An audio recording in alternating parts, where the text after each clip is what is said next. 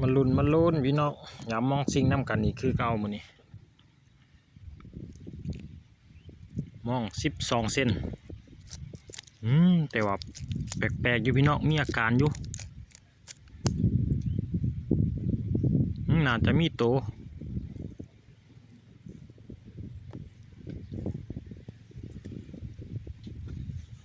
ว่าสิใส่ปลาไว้กับบ่ได้พี่น้องขี้เหงื่อไม่หลายๆเสี่ยงต่อการทิ่มมอง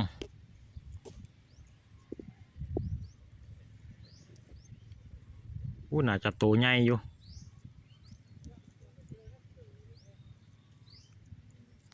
เป็นแล้วเหรอ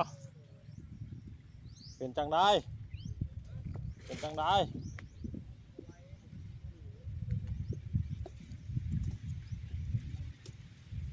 นำขึ้นลายมันอีกอะนำเร่ง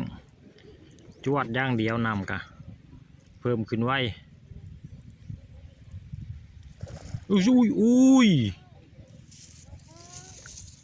พี่น้องตัวใหญ่พี่น้อง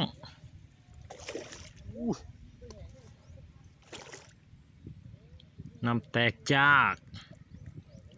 ปากใหญ่พี่น้อง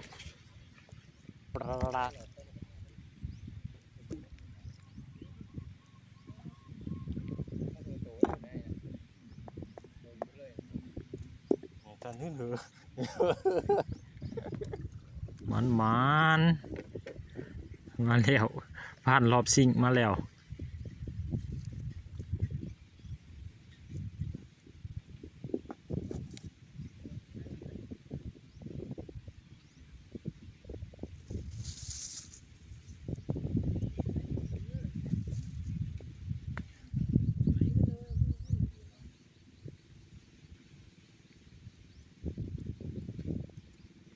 พี่น้อง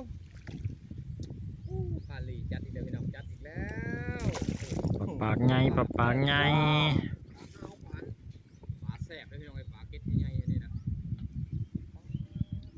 ใส่แบบงามๆเลยพี่น้องคนเด็ดโอ้ยไปแล้ว แห้งแค่นี้นะแห้งเลยโอลาโล่ได้พี่น้องอันนี้นะครับอันนี้น้องแต้มที่ละเท่าไรเลย แต้มที่ 3เลยได้พี่น้องเด้อป่านี่เต็มที่อยู่หันได้นี่มาอันนี้ในพันหลีมาถ้าพอได้ออกโตมากแต่พอได้ให้ยากพอได้ให้ห่วงเดี๋ยวเ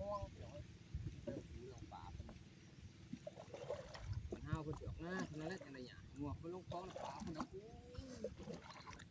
ไปนะยืนนี่แหละแต่ก็เห็น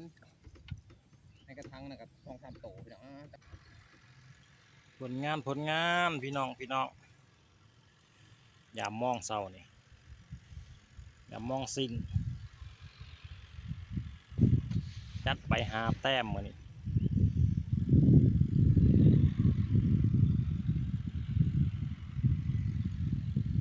ปาก3 ตัวปลาเปียนตัวนึงแล้วก็ปลาตองตัวนึง